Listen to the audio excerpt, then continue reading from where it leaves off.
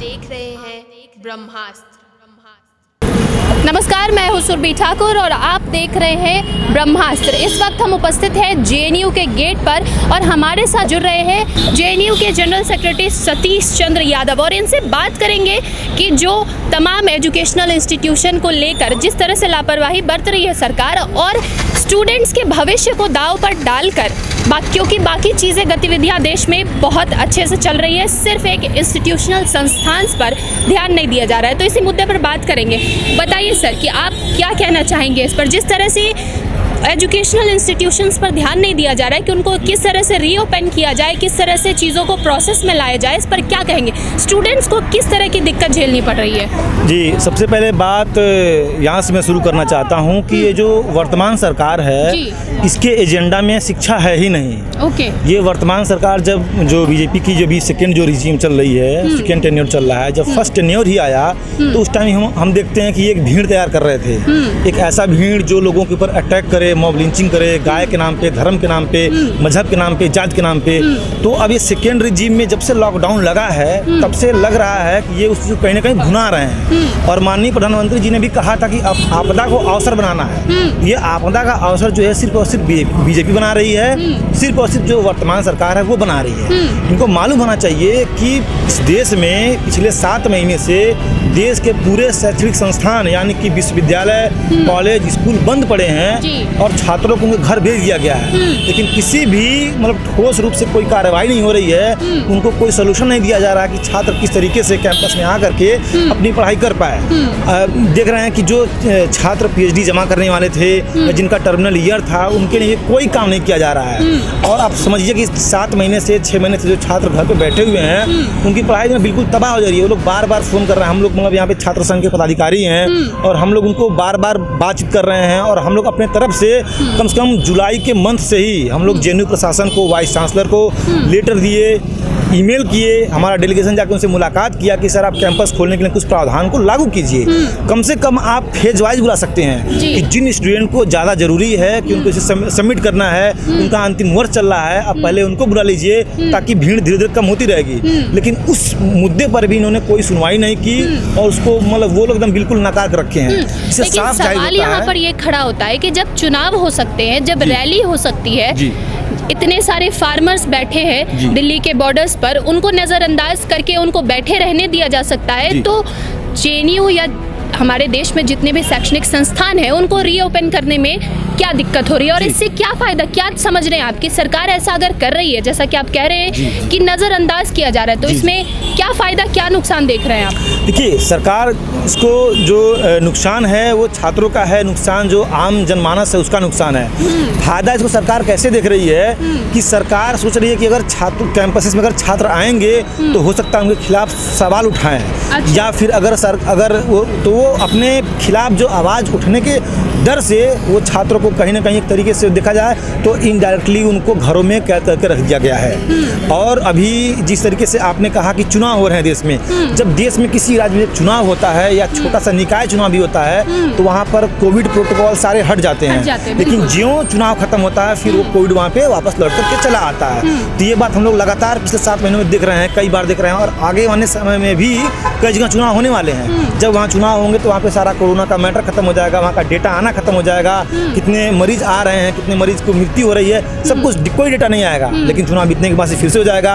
और उसके आड़ में सरकार आज पूरे देश को और पूरे संस्था को मतलब एजुकेशन के संस्था को लेकर चलेंगी, उसको भी बेचने का कोशिश कर रहा है। एनईपी 2020 के माध्यम से जो प्राइवेटाइजेशन करने की कोशिश कर रहा है। हम देख रहे हैं कि जेएनयू कैंपस में सबसे पहले इन्होंने एक लॉन्ड्री खोला जो प्राइवेट था, उसके बाद इन्होंने अभी एक अपोलो फार्मेसी खोल दिया है। सुनने में आ रहा है कि ये जो हॉस्टल के जो मेस हैं तो यहाँ पे पहले नो प्रॉफिट के बेस पे चल रहे थे, अभी उनको प्राइवेट करने वाले हैं, शायद हल्दीराम को या किसी को भी देने वाले हैं। तो जो मध्यम और जो छोटे कामगार लोग हैं उनकी रोजी रोटी छीन रहे हैं। जानकारी मेरे पास नहीं थी लेकिन जेएनयू वाली, लेकिन मैं ये जरूर कहना चाहूंगी कि जेएनयू कैंपस को मैंने भी काफी करीब से देखा है और मैं ये जानती हूँ कि जेएनयू में इस तरह की पहले भी मैकडी वगैरह का फ्रेंचाइजी कुछ सालों पहले पहले की बात है, तब जेएनयू के कैंपस ने उसका विरोध किया था, सबने सर्वसहमति से विरोध किया था।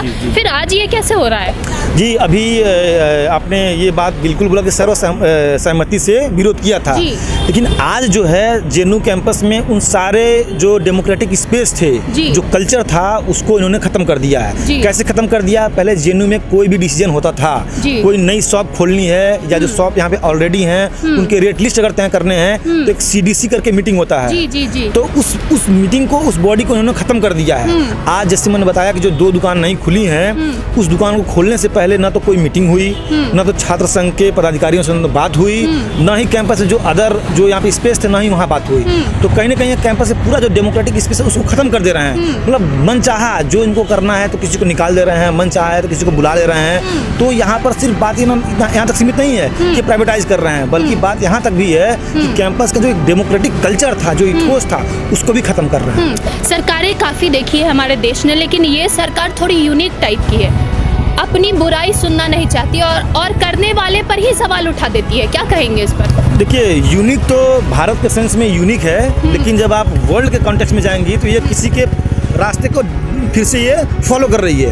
1933 में आप जाएंगी जर्मनी में, उस टाइम फांसीवाद का उदय होता है और जर्मनी में हिटलर आते हैं। तो जिस तरीके से हिटलर का उदय हुआ और हिटलर ने जिस तरीके से एक एक करके देश के नाम पे, देश हित के नाम पे यहूदियों को मार करके जर्मन के मन में जो उन्होंने घृणा पैदा किया और जहाँ पे देश को लेके गए, आज उसी रास्ते पर 2014 से इस देश को भाजपा जो सरकार है, मोदी सरकार, मोदी जी के नेतृत्व में इस देश को वहीं पर लेकर के जा रहे हैं। यहाँ पर भी आप देखिए कि इन्होंने, सर एक गौर करने लायक पहलू ये है कि 2014 से पहले आवाजें तो उठती थी तब भी, लेकिन पब्लिक डोमेन में नहीं आती थी। इस चीज का क्रेडिट देंगे आप सरकार को कि भले ही चाहे जो भी चल रहा हो देश में, लेकिन लोगों की आवाज लोगों तक पहुंच रही है। अब ये एक बदलाव है सर। नहीं, आवाज नहीं जा रही है। देखिए, जो बता रहे हैं 2014 के पहले कम से कम जो एक डेमोक्रेटिक स्पेस होता है, जो डेमोक्रेटिक कंट्री होता है, जो आपका लोकतांत्रिक प्रणाली होता है, उसमें क्या है, विपक्ष का भी एक महत्वपूर्ण योगदान होता है। लेकिन आज जो है विपक्ष का जो आवाज है उसको दबा दिया गया है। चाहे वो विपक्ष का आवाज चाहे संसद से हो,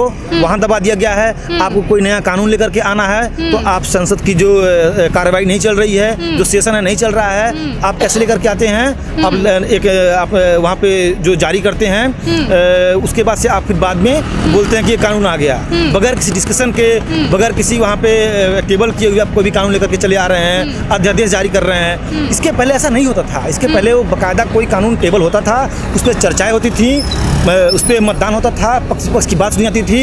लेकिन आज वो इस देश में नहीं हो रहा है। तो संसद में भी इन्होंने लोकतंत्र की आवाज़ को, विपक्ष की आवाज़ को दबा दिया है कि अगर संसद के बाहर जाएं तो जो छात्र होता है, आप देखेंगे कैंपसेस में जो छात्र संघ होता है, छात्र जीवन होता है, छात्र की जो आवाज़ होती है वो भी कहीं ना कहीं विपक्ष की आवाज़ होती है। आज उस विपक्ष की आवाज़ को भी दबा कर रखा गया है। आप ध्यान अगर दीजिए, अगर पहले जाएंगे आप इनके फर्स्ट टेन्योर में, तो जो भी आंदोलन कैंपसेस से निकले हैं उसको इन्होंने बेरहमी से कुचला है। और उसके बाद से जब से इनका लगा है, ये आपका लॉकडाउन लगा है, तब से जो मोदी जी ने कहा था कि आपदा को अवसर में बदलो, और वो कहीं ना कहीं उन्होंने बदल ही लिया है। ठीक है, अब एक आखिरी सवाल मैं आपसे करती हूँ, चूंकि बात मोदी जी की हो रही है तो मोदी जी पर ही एक सवाल ले लेती हूँ। आज मोदी जी ने तमाम स्टेट गवर्नमेंट से एक सुझाव मांगा है। सुझाव क्या मांगा है ये बताने से पहले मैं आपको आपकी तरफ से ये जानना चाहती हूँ कि आप लोग हमेशा से ये कहते हैं कि बीजेपी जो है मुस्लिम विरोधी पार्टी है, कहते हैं, फिर आज का ये सुझाव कुछ और ही दिखाता है। उन्होंने ये सुझाव मांगा है कि जो मुस्लिम बहुल इलाके हैं, वहाँ पर जो पुलिस स्टेशन है, वहाँ पर जो स्कूल्स हैं, वहाँ पर जो हेल्थ सुविधाएं, वहाँ पर जिन लोगों को अपॉइंट किया जाएगा, रिक्रूट किया जाएगा, वो सारे मुस्लिम हो। इस पर क्या कहेंगे?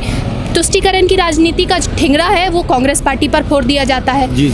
अगर किसी को आंदोलन की आवाज़ निकलती है तो उसका ब्लेम लेफ्ट पर कर दिया जाता है। लेकिन अब बीजेपी का ये नया चेहरा खुल के आ रहा है। बीजेपी करना क्या चाह रही है, और इस सुझाव मांगने से बीजेपी के आप इसको कैसे देख रहे हैं कि बीजेपी क्या करना चाहती है? कि कहीं ना कहीं बीजेपी एक नया ढोल बनवाई है, उसको पीट रही है। और उस ढोल पे जो अगर नाम दिखाया, इन्होंने नाम लिख दिया है कि मुस्लिम बहुल एरिया में मुस्लिम पदाधिकारी।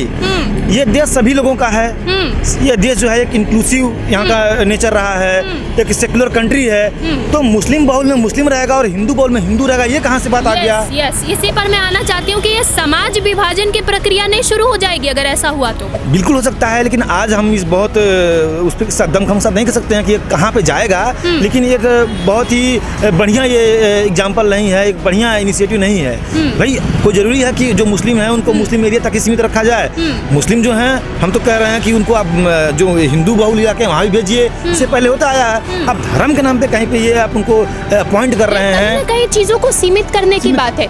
मुस्लिमों को ये लगेगा कि पार्टी आपके बारे में सोच रही है, लेकिन इसका दूसरा पहलू ये है कि उन लोगों को क्या समाज से एकदम अलग करने की कोशिश की जा रही है। उनकी अपॉइंटमेंट अगर कल को उनका ट्रांसफ़र होता है, कहीं और होता है, किसी हिंदू इलाके में होता है या जहाँ हिंदू, क्या वो उनके लिए सर्वाइवल पे सवाल नहीं खड़ा हो जाएगा? क्या उनके लिए मुश्किल नहीं हो जाएगा लाइफस्टाइल?